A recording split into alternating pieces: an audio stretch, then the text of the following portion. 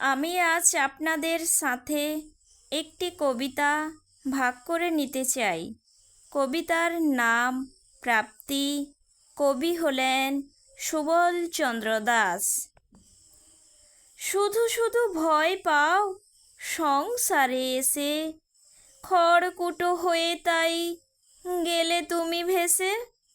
বিশ্বাস ভরসা হেথা যার থাকে পূর্ণ, কোনোভাবে ভগবান হয় নাই ক্ষুণ্ণ।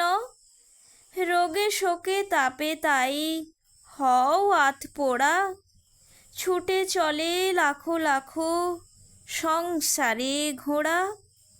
নিষ্কৃতিকে পায় নানাভাবে চূর্ণ, বিশ্বাস ভরসাতেই প্রাপ্তি হয় পূর্ণ।